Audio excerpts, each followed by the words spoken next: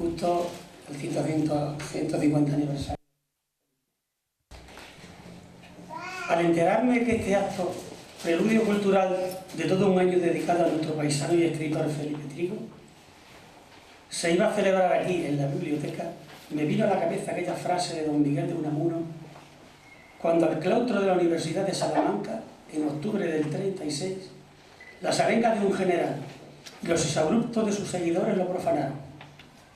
Don Miguel, anciano ya, le recriminó diciendo: estamos en el templo de la inteligencia y yo soy aquí su sumo sacerdote.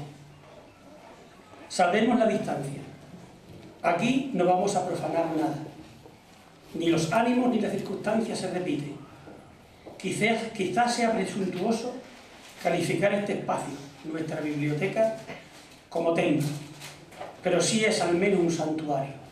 Y yo ahora, como protocolario del acto, no creo que llegue a monaguillo.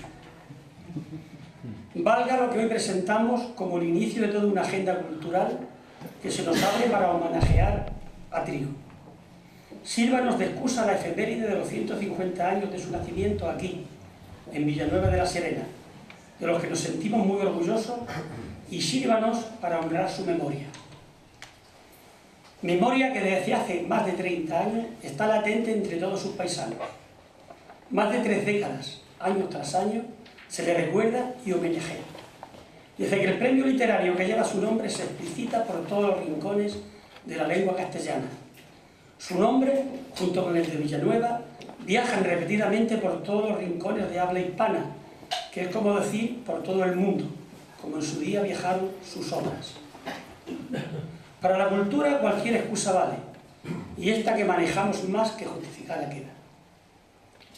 Hoy no podía faltar una referencia a los libros, y concretamente a los libros de Felipe Trigo. Sé, porque tengo motivos más que sobrados para saberlo, que para hablar de Trigo y de sus libros poca gente hay más capacitada que el orador que hoy nos acompaña. Un villanovense, de los que ejercen de villanovense allí donde se encuentre. Toda una vida profesional dedicada al magisterio con vocación y generosidad. Muchos son los alumnos que pasaron por sus aulas y muchos los testigos que pueden testimoniar su buen hacer de buen maestro. Hoy, Antonio Lozano Borrallo va a ejercer de nuevo el magisterio, aquí, en la biblioteca de su ciudad, en este santuario de la cultura. El magisterio que nos trae es el producto de su tesón, de su vocación de búsqueda, de todo lo que se refiere a Felipe Trigo. Más de 30 años tras sus huellas, para que no se pierda nada, para tenerlo él todo y nosotros a la vez lo podamos disfrutar. Ha buceado en la época de nuestro escritor, en la Villanueva que le vio nacer y allá por donde su destino lo llevó. Ha desmenuzado con conciencia crítica a todos los biógrafos de Trigo, todas las tesis doctorales que tuvieron o tienen de base a Felipe Trigo. Con su esfuerzo, tesón y su dinero, ha conformado la biblioteca particular, me atrevería a decir, más importante de España con los trabajos de nuestro escritor. Por todo ello le agradezco su presencia aquí, por lo que nos pueda enseñar de Felipe Trigo a través de su autoridad incontestable en la materia. Yo particularmente me siento agradecido a la Concejalía de Cultura por haberme dado la oportunidad de presentar a Antonio. No es ningún secreto para nadie saber la amistad que nos une desde el principio de nuestros tiempos. Amistad hoy prolongada en su mujer, sus hijos y sus nietos. Demos sin más una calurosa acogida a Antonio Lozano.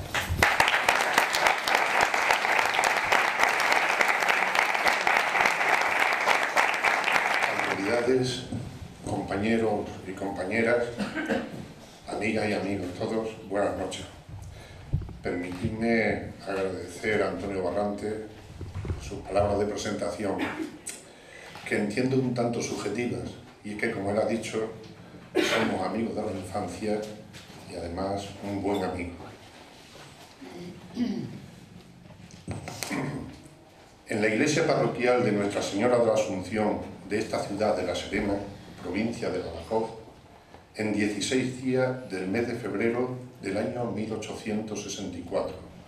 Yo, don Diego Barquero, cura teniente de la citada iglesia, bauticé solemnemente a Felipe Benigno, hijo legítimo de don Felipe Trigo, natural de Montánchez, provincia de Cáceres, de oficio ayudante de obras públicas, y de doña Isabel Sánchez, natural de Almadén, provincia de Ciudad Real, y residentes en esta ciudad de La Serena, viven en la calle del Tesorero número 5. Nieto paterno de don Calixto Trigo, natural de la Villa y Corte de Madrid, y de doña Ana Risco, natural de la Cueta Alta, obispado de Oviedo. Materno de don José Sánchez Mora, natural de Peñasordo, en esta provincia, y de doña Antonia Moyo, natural del referido Almadén, quienes declararon haber nacido el bautizado el día 13 del citado mes a la 1 de la madrugada. Fue su madrina, doña Adelaida Trigo y Sánchez, hermana entera, la visé del parentesco espiritual.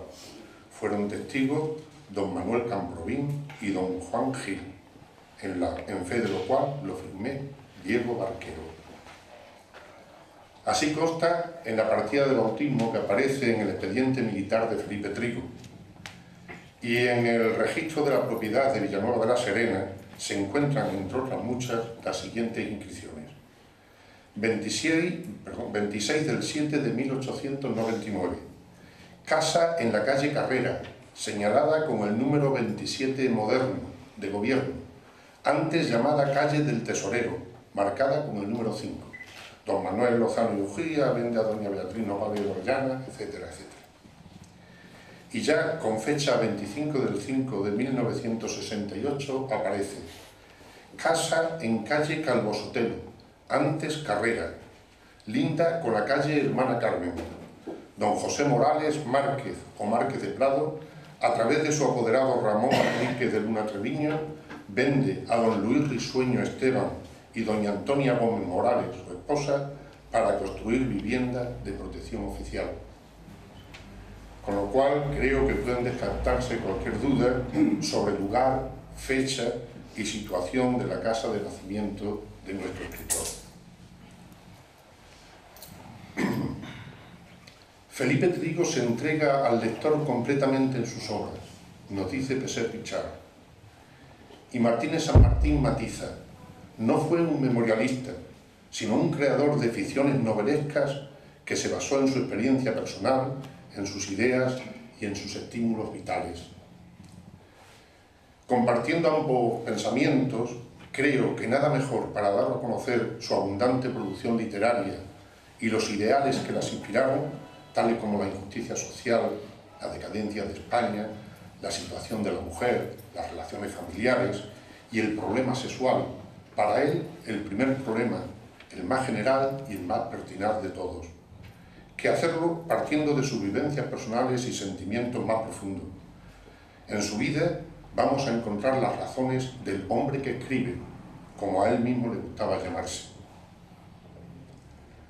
Huérfano de padre de 0,5 años, se convierte en un niño muy apegado a su madre y hermanas, sobreprotegido, lleno de temores, piadoso e hipersensible.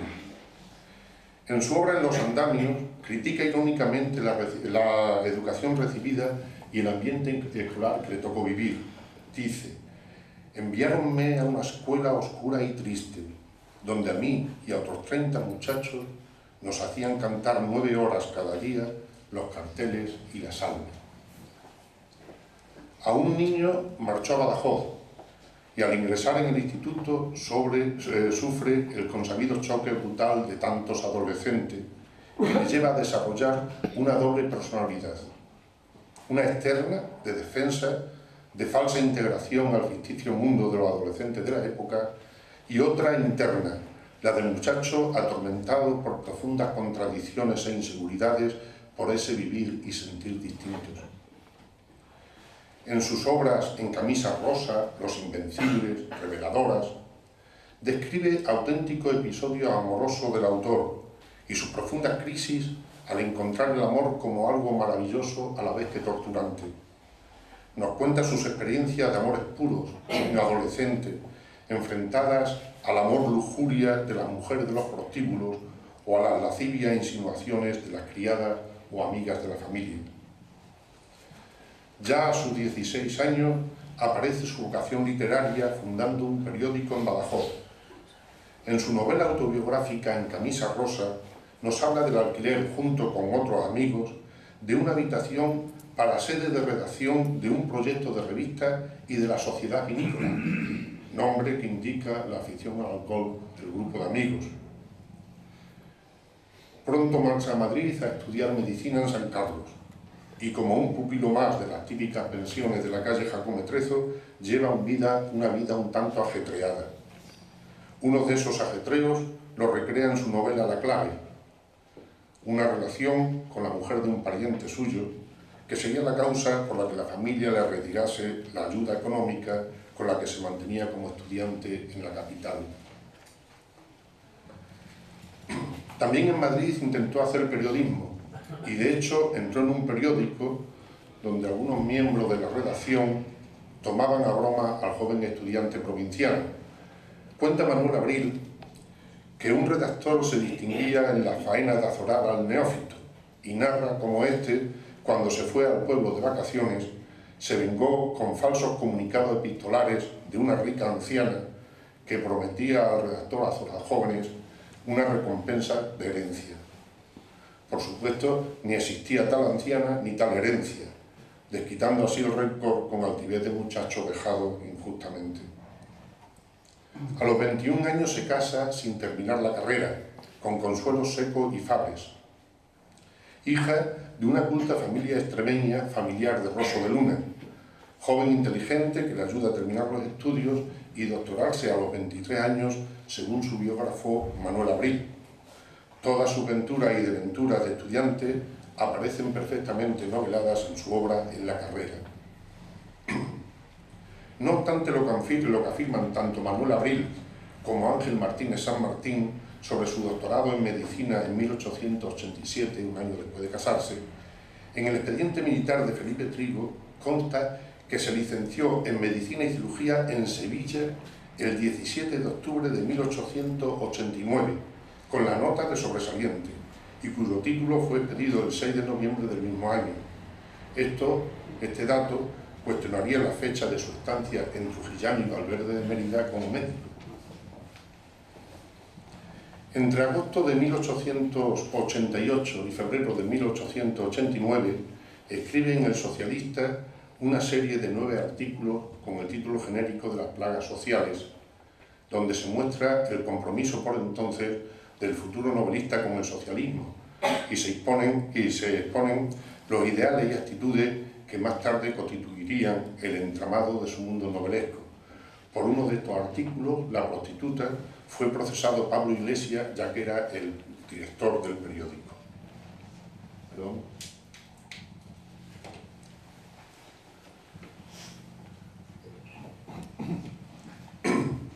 Comienza a ejercer su profesión en Trujillano, pueblecito extremeño próximo a Mérida, donde el joven médico sufre las dificultades propias de un profesional honesto pero carente de experiencia y las incomodidades y recelos de un pueblo mísero y atrasado. Poco después se trasladó a Valverde de Mérida, mejor pueblo donde aumentaron sus ganancias pero también sus preocupaciones y sus afanes. En El médico rural nos narrará su aflicción de este tiempo, cómo lleno de juventud, de inquietudes, de ambiciones, se ahogaba en aquel medio lleno de penurias y ruindades. En octubre de 1891 publica en El Globo una serie de 6 artículos doctrinarios que se editaron poco después en un librito titulado Etiología moral, psicomecánica. Las ideas vertidas en él aparecerán más tarde matizadas y ampliadas en El amor en la vida y los libros y en Socialismo individualista, sin duda sus 2 libros teóricos más importantes. En este último, en Socialismo individualista, va a decir: mi socialismo es tal que no se aviene hoy por hoy con el de nadie. Y como prueba de su evolución política, pasando de los principios básicos del marxismo a un socialismo revisionista, como muy bien analiza Martín Muela Herraiz en su tesis doctoral sobre nuestro escritor, ascribiéndose posteriormente a las ideas de un liberalismo moderado, una característica más del hombre contradictorio y hasta utópico que fue. En la dedicatoria que hace al político español Melquiades Álvarez, fundador del Partido Reformista, en su libro Jarrapellejo, dice: «Y yo, monárquico como usted, porque creo que la autoridad y el orden de una monarquía democrática, con sus prestigios tradicionales, puede ser el mejor puente de lo actual al porvenir. Yo, que sin embargo voto a Pablo Iglesias, yo, individualista, socialista, monárquico, un poco de todo». Mirándolo bien, hoy día, al menos en este sentido, creo que pierde ese calificativo que antes he dicho de utópico. Hastiado de la vida rural, hizo oposiciones a médico militar y el 18 de marzo de 1892 queda en expectación de destino como médico segundo del Cuerpo de Sanidad Militar, siendo destinado por periodos cortos de tiempo, en primer lugar al Hospital Militar de Sevilla, a continuación al segundo batallón del Regimiento de Infantería de Burgos, en Santander, de nuevo por segunda vez al Hospital Militar de Sevilla, al segundo batallón del Regimiento Luchana en Granollers y por fin, desde junio de 1893 hasta julio de 1895, a la fábrica de artillería de Trubia, donde sería ya ascendido a médico primero. Durante sus estancias en Sevilla, reaparece el trigo periodista y escritor. Funda el semanario Sevilla en broma, al estilo del Madrid cómico de Sinesio Delgado, y del que solo llegó a dirigir los 2 primeros números. Alcanza cierta reputación como articulista y ya no cesarán sus colaboraciones en periódicos como El Globo, El Heraldo, El Nacional, El Liberal y en revistas como Germinal, Vida Nueva, Revista Nueva. Fue en Sevilla también donde apareció como autor teatral. Julián Romea le estrenó en el Teatro Cervantes de Sevilla La prima de mi mujer, un juguete cómico en un acto que se estrenó con cierto éxito.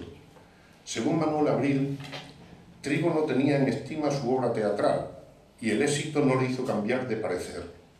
Alguien, la noche del estreno, supuso insincera la indiferencia de Trigo por su obra. «Se la cambio por el reloj», le dijo el incrédulo. Este le ofreció 500 pesetas en vez del reloj de oro y en el acto quedó cedida la propiedad sin otro regateo. En la edición que aparece poco después de Hijos de Acuña, aparece ya como propietario de esta obra don Félix Rocha Berros. Sus otras 2 obras teatrales son Eva, que aparecerá más tarde con el título de La eterna víctima, y Trata de blancas. Pero no se avenía a la quietud. «Tengo alma viajera», escribió en una carta, y parte por eso, o parte también por intereses económicos personales y de rango personal, solicita y se le concede permuta de destino con el médico primero destinado al Distrito Militar de Filipinas, don Genaro González Rico, siendo alta en el mismo en agosto de 1895. Las impresiones de la travesía nos la contará en su novela Del frío al fuego, mientras que su estancia allí en la colonia, llena de inacción y soledad, le lleva a la reflexión y a la maduración de su pensamiento. La falta de amor completo en la mujer, la armonía inteligente en el hombre, o la inutilidad de tanta hermosura natural, si no servía para inspirar la frase trémula de pasión a la mujer ideal alumbrada por todas aquellas hermosuras. La ceguedad monstruosa de una civilización más ocupada de tender ferrocarriles por los bosques que de extirpar el odio en los negros, van a constituir la temática que nos va a exponer en Las Evas del Paraíso. Durante su estancia en Manila volvió al periodismo. Fue corresponsal y articulista del Diario de Manila. La combatividad, el vigor y la audacia de sus artículos provocaron la represión de sus jefes y su traslado a Iligan, en la isla de Mindanao. Por ello, nunca escondió su resentimiento hacia el general Blanco, aunque reconociendo siempre que aquel fue un gobernador con ideas propias y yo un pobre diablo, con ideas propias también que no siempre coincidían en pequeños asuntos. Estando de servicio en Fuerte Victoria, en la noche del 27 de septiembre de 1896, se sublevó la tercera compañía del batallón de disciplinarios. 20 rebeldes tagados entraron en el comedor de la compañía y atacaron violentamente a los oficiales que allí se encontraban. El teniente Luis Álvarez, que murió, y el capitán Sánchez Arrojo y el médico Felipe Trigo, que fueron gravemente heridos. Muertos, heridos o atados a la torreta del heliógrafo, el resto de los europeos del fuerte, Trigo, según su propia declaración, apoyada por la del sargento Francisco Castaño, consigue, a pesar de sus graves heridas, llegar a Fuerte Brione e informar de la insurrección, evitando así que los rebeldes llegasen a Iligan. Todo ello será escrupulosamente detallado en su novela Las ingenuas. Tarda en recuperarse de sus heridas y sufre frecuentes delirios, tanto en el Hospital Militar de Manila, donde fue trasladado, como durante su viaje a España. Después de su vuelta, es declarado inútil para el servicio militar e ingresa en el cuerpo de inválidos, llegando a alcanzar el grado de teniente coronel. En Madrid, a pesar de su delicado estado de salud, se convierte en un hombre público, famoso. Incluso la reina María Cristina le honra con su amistad y es considerado como el héroe de Fuerte Victoria. Numerosos periódicos glosan las hazañas del médico militar y es propuesto para la Cruz Laureada de San Fernando, aunque le fue denegada. En primera instancia se la denegaron allí ya en Manila y posteriormente, tras juicio contradictorio por el solicitado, por el Consejo Supremo de Guerra y Marina, que sin embargo sí aceptó el solicitado por el capitán Arrojo. Publicó unos artículos defendiendo, a pesar del resentimiento antes citado, la actuación tanto del general Blanco como de los generales Primo de Rivera, Polavieja y La Chambre en Filipinas. Estos artículos provocaron intensa polémica y entre réplicas y contrarréplicas el futuro novelista aumentó su fama y sus enemigos. El éxito de estos hizo que se publicaran reunidos en un librito titulado La campaña filipina, subtitulado Impresiones de un soldado. Pero Trigo quiere llegar más allá de lo conseguido con el periodismo. Quiere escribir novelas, libros que iluminen y despierten conciencia. Para él, la literatura debe ser entendida como un medio eficaz de transformación social. Rechaza un empleo que le ofrece Cánovas, según su hija Consuelo, el gobierno de Cuba, y en 1899 se retira a Mérida con el objetivo de escribir. Explica en una carta familiar: voy a cambiar mi papel de héroe de opereta bufa por el mejor de escritor. En Mérida ejerce la medicina con éxito. A este no le cura ya ni don Felipe, se decía por entonces en aquellas tierras. Padre ya de cuatro hijos, el primogénito Antonio moriría en 1888 a los 22 meses, después tendría otros 2 hijos más. Empleaba parte del tiempo libre en educarlo durante largos paseos por el campo. El colegio de Trigo, decían algunos al verlo pasar con sus hijos a la escuela aquella al aire libre. Según Fernando Delgado, participaba intensamente en la vida cultural de la ciudad, siendo uno de los fundadores del liceo y miembro de una tertulia. Pero su intención era escribir, y para eludir los muchos compromisos de sus numerosos pacientes, se encerraba en el sótano de su casa de la calle Holguín, número 18. 2 años le costó la redacción de su primera novela, Las ingenuas, publicada en 2 tomos en 1901, impresa en la imprenta de su amigo y contertulio Francisco Corchero, de Mérida. El éxito fue enorme. Su amigo le ofreció editar la obra a cambio de repartir las ganancias, pero tuvo miedo. Y Trigo compró la edición por 500 pesetas. Fue un mal negocio para el amigo. Trigo ganó 5.000 pesetas con la venta de aquella sola edición.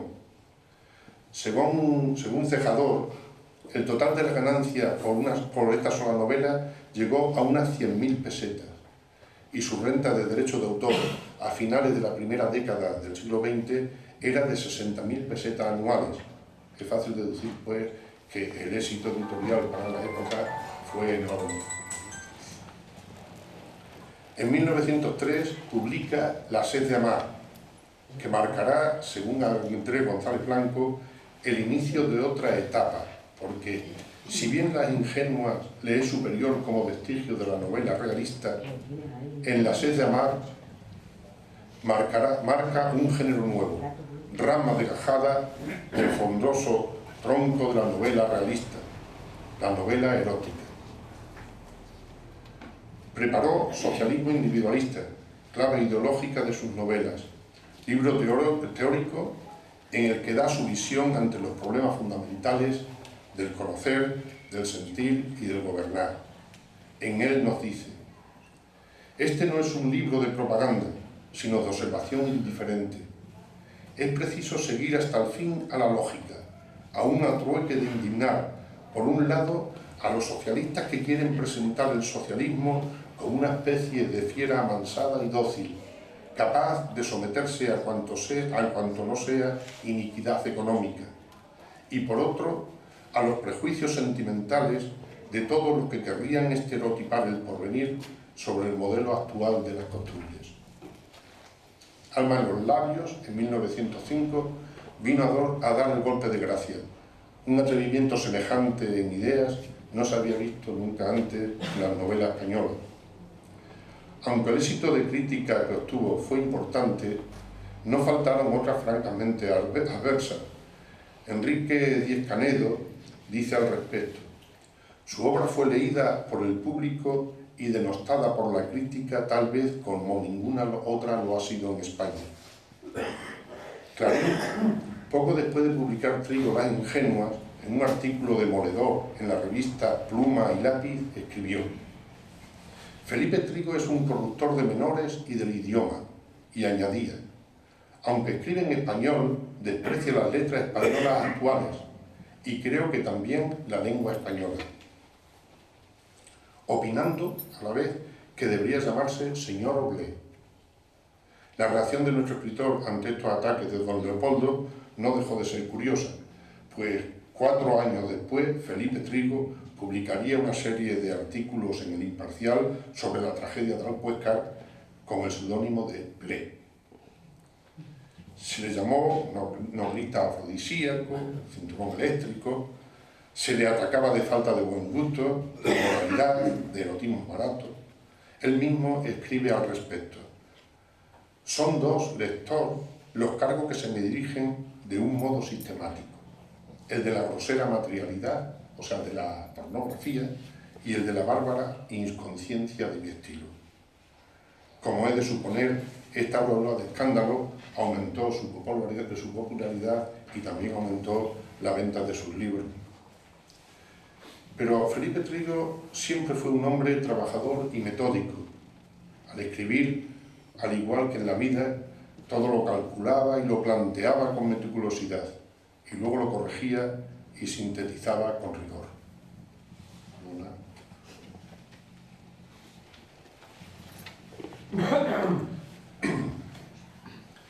En 1906 se traslada a Madrid para dedicarse de lleno a la literatura. Era consciente de su fama y de que la venta de sus libros le permitiría una vida honrada. Nuestro paisano de adopción y de derecho, Víctor Guerrero Cabanillas, en su libro Felipe Trigo, Desorden mental y creatividad literaria, nos dice: Felipe Trigo siempre se mostró preocupado por la salud, el bienestar y la educación de sus hijos.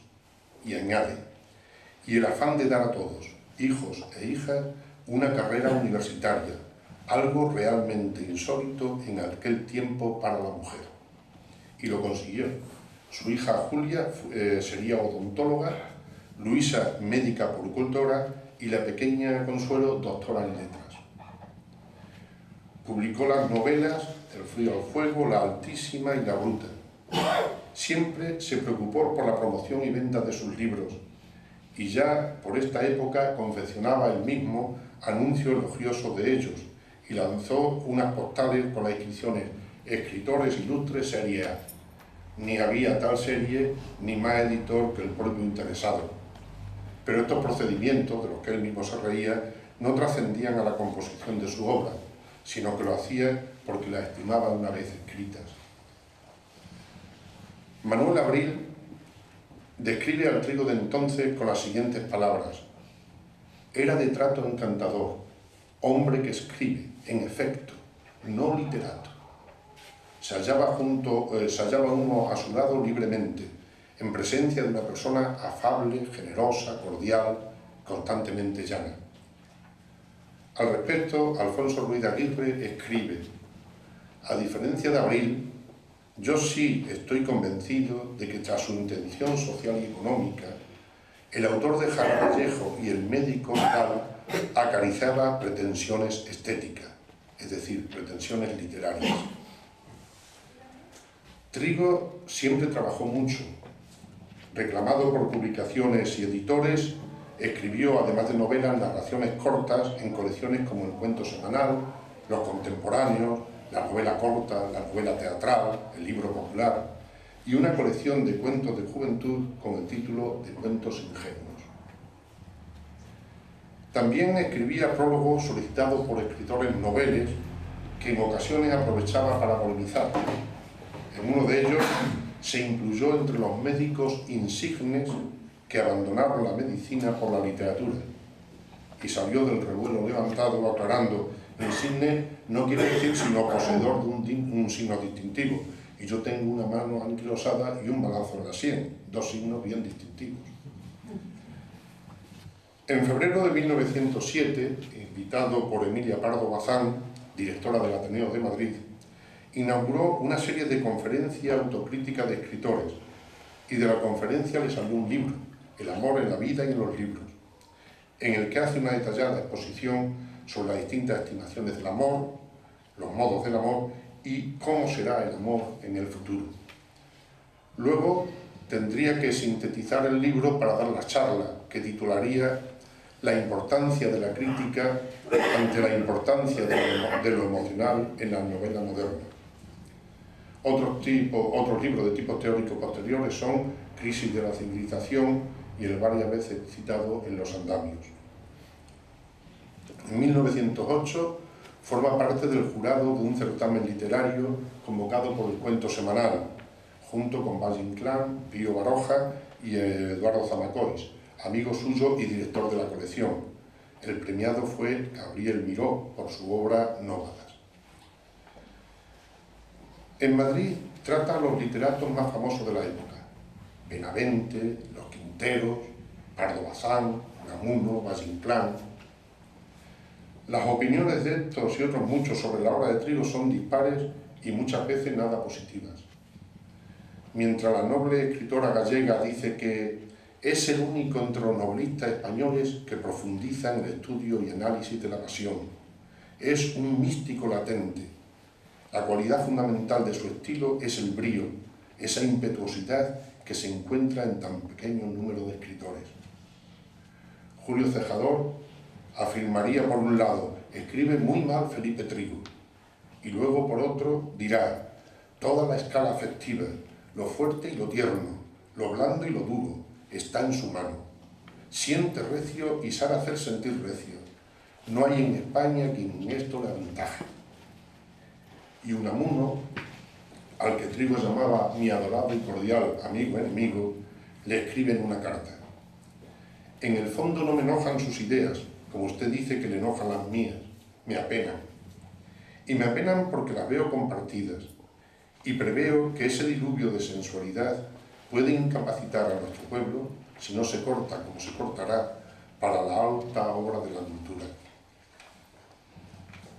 Otra de sus obsesiones fueron los negocios. No se resigna a ser un intelectual. Siempre tiende a considerar el negocio en el doble aspecto industrial y social. Tanto como ganar dinero, le seducía ensayar una organización colectiva. Y tras la publicación, entre otras, de sus obras Sordemonio, la de los ojos color de uva, La clave y Así paga el diablo, viaja a París para descansar y vuelve con una maniquí con un señor que había sido aviador y gestionaba la explotación de un fundente mecánico para la soldadura autógena, y un acuerdo de la Casa Michaud para la fundación y dirección de un gran periódico. Entre tanta acción y creación, la neurastenia se agrava. Esa enfermedad que él mismo reconocía desde hacía bastante tiempo y de la que diría en su libro póstumo En mi castillo de luz. La neurastenia no es más que la resultante del desequilibrio entre la vida racional natural y la vida social convencionalmente natural que están en pugna franca en nuestro tiempo. Manuel Abril manifiesta: y Trigo tenía que padecer forzosamente aquella enfermedad por razones fisiológicas, morales y hasta metafísicas. Enfermedad que ha sido amplia y detalladamente estudiada y diagnosticada en nuestro personaje por Víctor Guerrero, identificándola como un desorden afectivo bipolar. Viaja a Buenos Aires para recuperarse cambiando de aires y allí comprobaría la extensión de su fama por los países americanos. Prueba de ello es que gran parte de la bibliografía encontrada sobre los años 80 son ejemplares vendidos en México y Argentina. Y por otro lado, durante la época en que estuvo censurada su lectura en España, no olvidemos que sus novelas estuvieron incluidas en el índice de libros prohibidos del jesuita Ladrón de Guevara, y ha sido víctima durante mucho tiempo del rechazo de una parte de aquella España intolerante. En aquellos países se siguieron publicando sus obras, en ediciones muchas de ellas piratas, para no pagar impuestos, poco cuidadas y a veces con grasos errores, como pasó con la narración Así paga el diablo, que apareció con el título La prueba del amor en la editorial Caimi en 1953. Sin embargo, hoy día ya está considerado como uno de los más firmes referentes literarios de Extremadura. En 1912 publica El médico rural, cae en una nueva crisis y para recuperarse se marcha al campo, a Extremadura, donde escribe Los abismos. Tengo en la boca un gusto a vida nueva, afirma al volver a Madrid. Y aunque en sus obras importe más la atmósfera social que la localización geográfica, utilizó continuamente los entornos físicos que él conoció y especialmente los extremeños. Se traslada a la ciudad lineal, en su chalet Villa Luisiana, y escribe Jarrapellejo. Novela que, si no la mejor, sí es de las mejores, desde luego, de Felipe Trigo. Se publicó en 1914, por lo que este año cumple su centenario. En ella, tomando como trama argumental el famoso crimen de Don Benito, suceso por el que Trigo se interesó de manera especial y sobre el que publicó 2 artículos en El Liberal el 7 y el 24 de julio de 1902. En él hace una acertadísima denuncia del servilismo caciquil y de la subordinación de la mujer a la hipocresía social y al machismo ibérico. El trastorno bipolar persiste, pero él sigue escribiendo y desarrollando sus aficiones por la música, la fotografía y la pintura, a la vez que elaborando proyectos como su obsesión por la creación de una casa editorial y un periódico, ahora ya titulándolo La Vida, y una serie de 6 novelas autobiográficas, según él, para demostrar cómo lo que me fueron experiencias vividas pasaron después, con ligeras variaciones, a ser novela, las novelas de mi vida, que titularía Las sonatas del diablo, y de la que solo pudo escribir la primera, En camisa rosa. Ahora le obsesionaba perder la razón y arrastrar lo suyo a una situación imprevisible, y en varias ocasiones, una de ellas durante su viaje a Buenos Aires en un Santiago Castelo, meditó la posibilidad de suicidarse.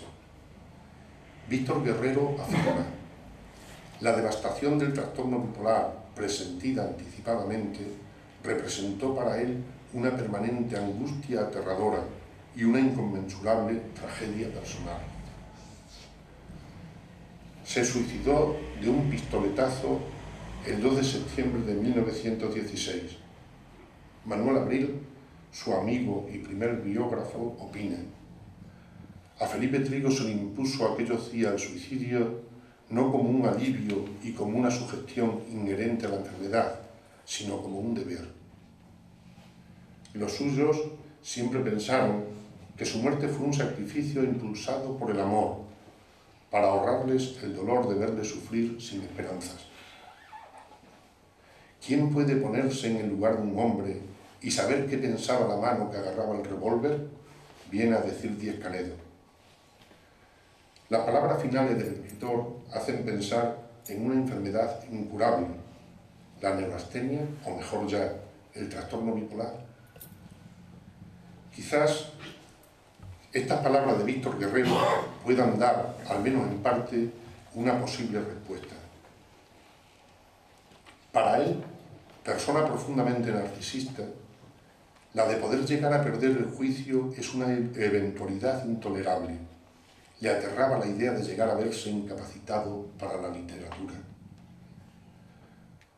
José Miguel Santiago Castelo, hijo adoptivo de Villanueva, y uno de los principales reivindicadores de la figura de Felipe Trigo, recoge en el prólogo de la reedición en La Carrera de 1981 las palabras que Pedro Mata le dedicó en su artículo necrológico en blanco y negro. Sincrónicamente, casi al mismo tiempo que los vendedores de periódicos voceaban en la Puerta del Sol la novela corta, la edición de la tarde propagó la triste noticia. Los dos pregones vibraron al unísono del bullicio callejero. La Altísima, por Felipe Trigo. El suicidio de Felipe Trigo. Las voces se confundían de tal modo que en el primer momento muchos, mal enterados, creyeron que el suicidio era el título de la novela. Me vais a permitir, ya para terminar esta charla, hacerlo con unas palabras del diario íntimo de Vargas Vilas, escrita el 6 de septiembre de 1916, es decir, 4 días después de la muerte de Felipe Trigo. El silencio se hace, la emoción decrece, la gran tragedia entra en la banalidad. ¿Es que el olvido va a devorarlo todo? No, Felipe Trigo ha entrado en la tumba, pero no ha muerto. Vive en su obra, como todos aquellos que crearon para el arte. Muchas gracias.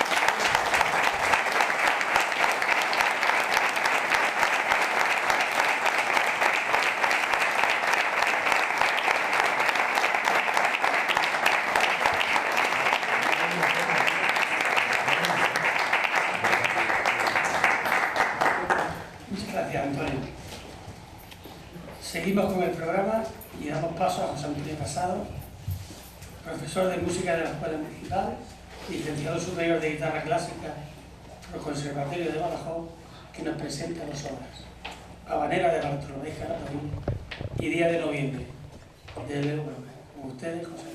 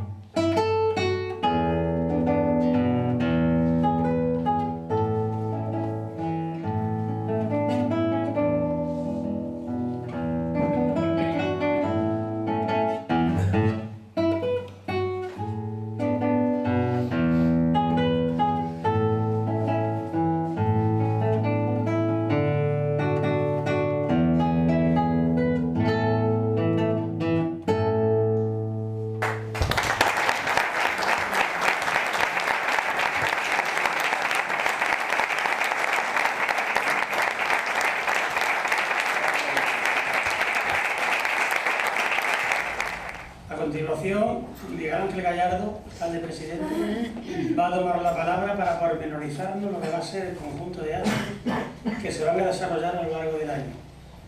Gracias, señor alcalde, por su intervención y por su compromiso con el mundo de la cultura y su presencia en los subrayos.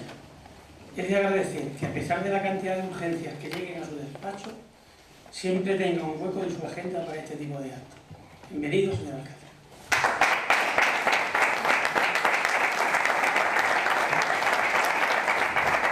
Buenas noches, queridos amigos, queridas amigas, bienvenidos a este acto en una noche fría de invierno y que probablemente se agradezca que estemos tan apretaditos.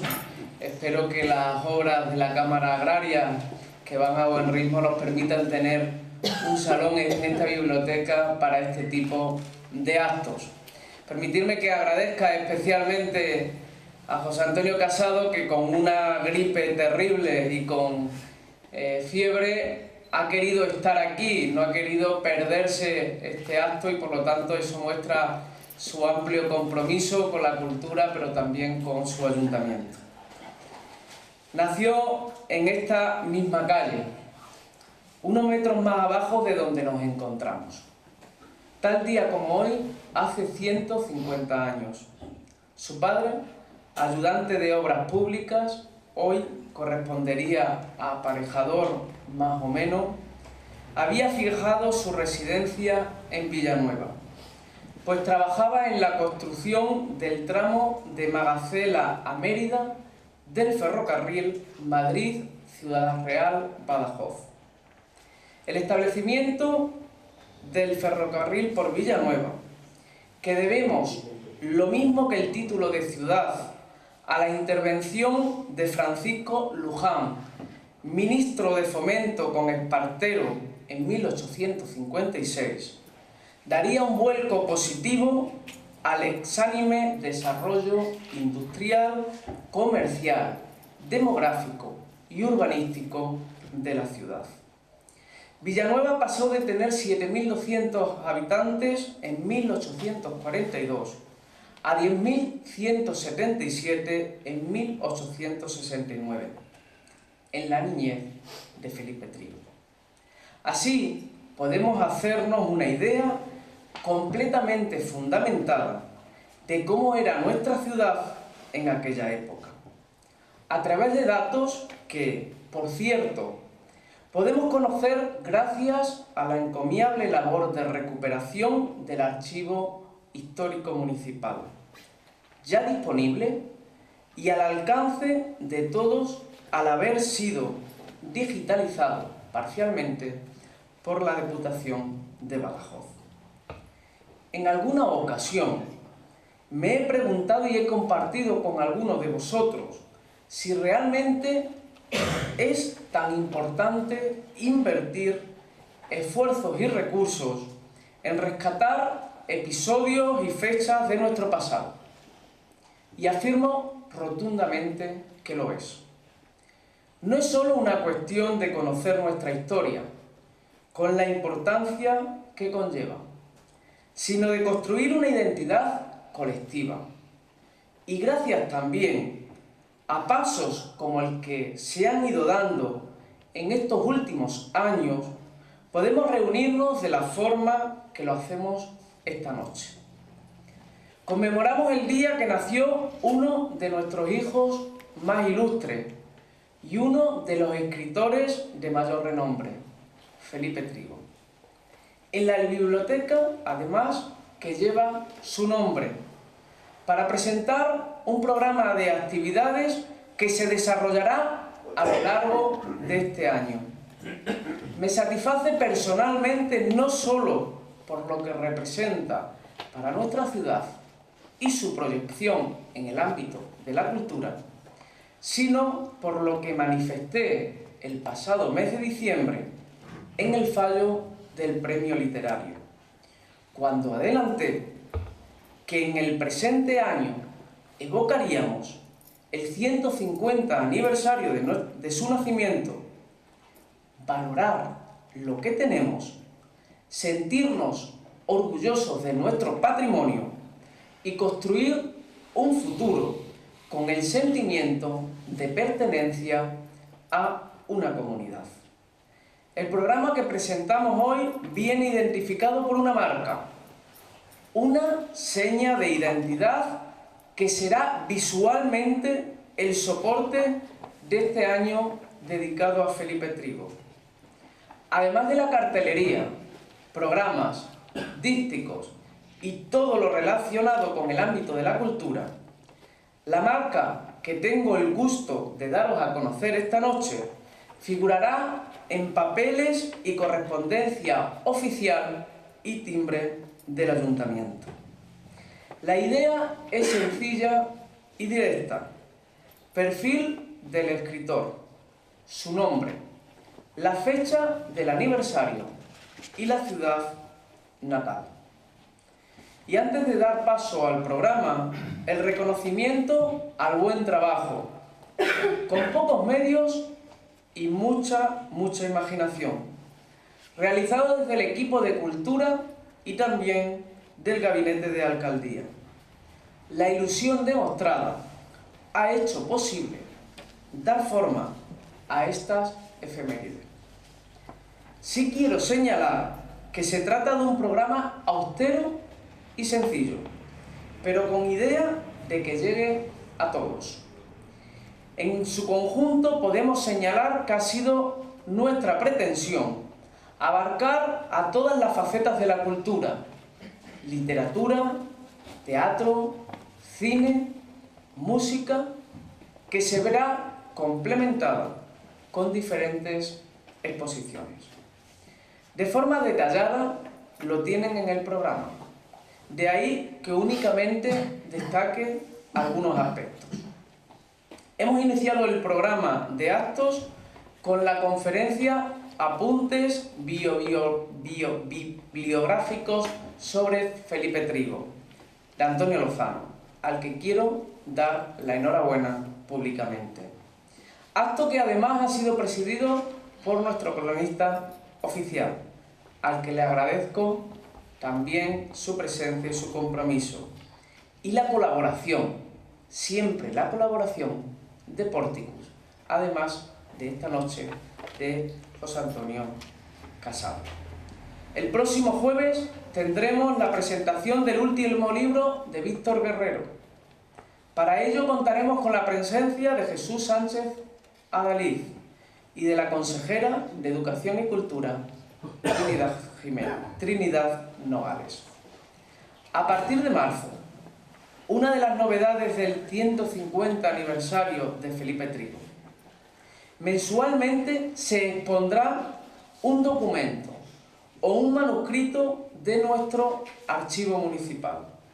De esta forma, historiadores, investigadores o simplemente los villanovenses, amantes de su pasado y con curiosidad, lo tendrán al alcance de la mano. No hemos querido pasar por alto nuestro recuerdo a un excelente poeta extremeño que nos dejó recientemente, Félix Grande. Destacado flamencólogo, además. Su paso por Villanueva vino de la mano del premio literario Felipe Trigo. Félix Grande fue el ganador de la narración corta de 1994 con la obra El marido de Alicia. Por eso tendrá en esta ciudad su homenaje, igual que también ocurrirá con José Miguel Santiago Castelo, quien recibirá su nombramiento merecido de hijo adoptivo en el año que mejor quizás lo pudiera recibir. El libro y todo su maravilloso mundo tendrá protagonismo especial en la semana que se le va a dedicar, en abril.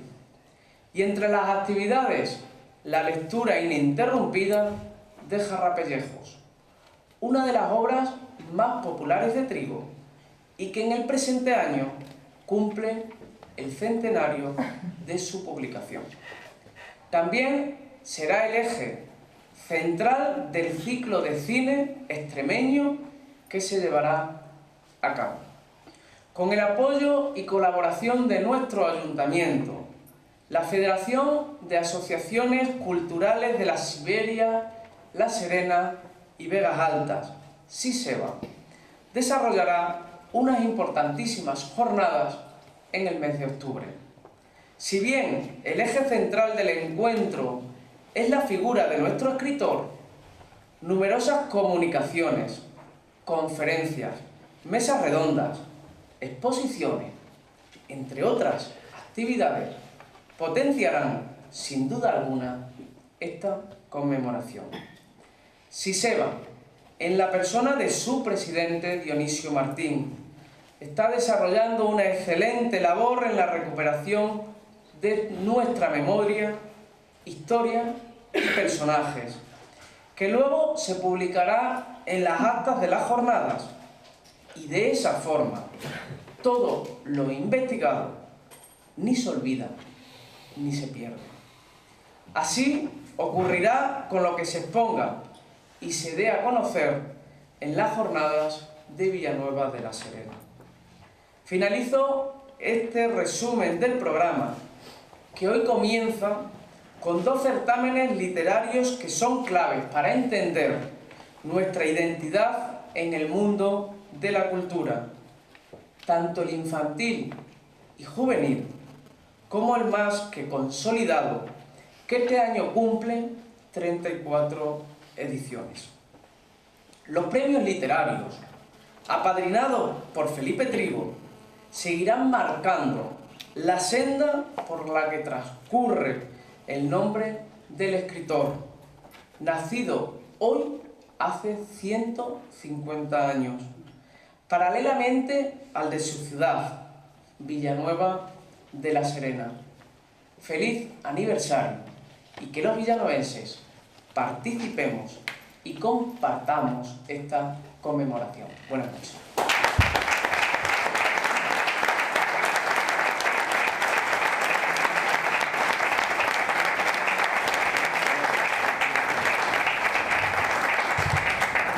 Gracias, señor alcalde. Y para terminar, llevándonos un buen sabor de boca, un sabor agradable de esta velada, el grupo Pórtico, referencia nacional en el campo de la poesía, en la voz de Andrea Muñoz, se nos recordará el ambiente poético que vivió Trigo, con un poema de Villa Espesa, compañero de andanzas de nuestro escritor, Juan Ramón Jiménez y Antonio Machado, todos contemporáneos de don Felipe. Gracias, Pórtico, por la participación, gracias por la voz y sentimiento que ponéis cada vez que os escuchamos, y gracias por vuestra aportación a la cultura.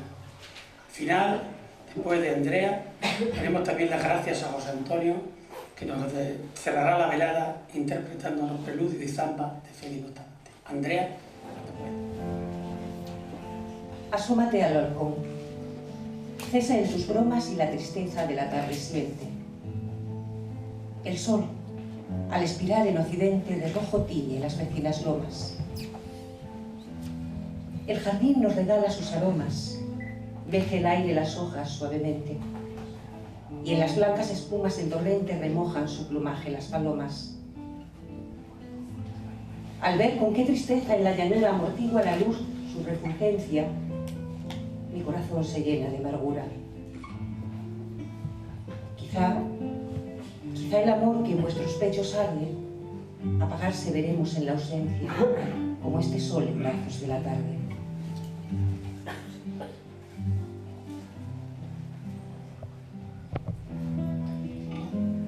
Yo voy soñando caminos de la tarde, las colinas doradas, los verdes pinos, las polvorientas encinas.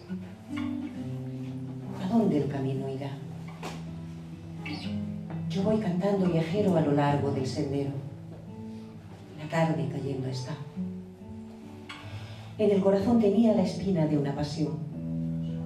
Logré arrancármela un día, ya no siento el corazón. Y todo el campo un momento se queda mudo y sombrío meditando. Suena el viento en los álamos del río. La tarde más se oscurece y el camino que serpea y débilmente blanquea se turbia y desaparece. Mi cantar vuelve a blañir. Aguda espina dorada, ¿quién te pudiera sentir en el corazón clavada?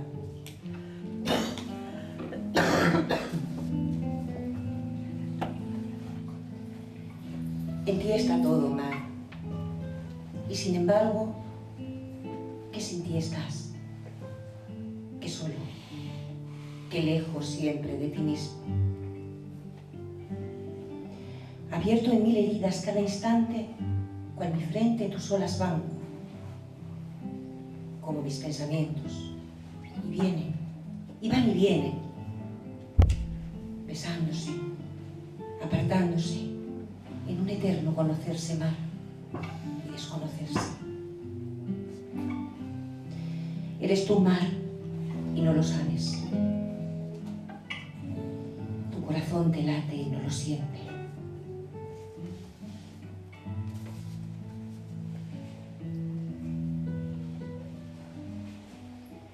Y yo me iré, y se quedarán los pájaros cantando,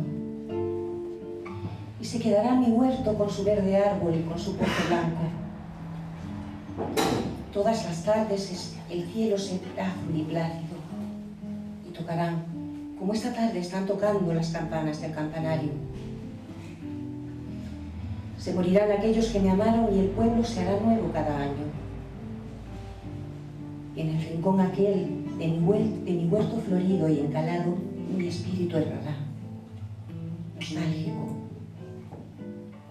Y yo me iré, y estaré solo, sin hogar, sin árbol verde, sin pozo blanco, sin cielo azul y plácido.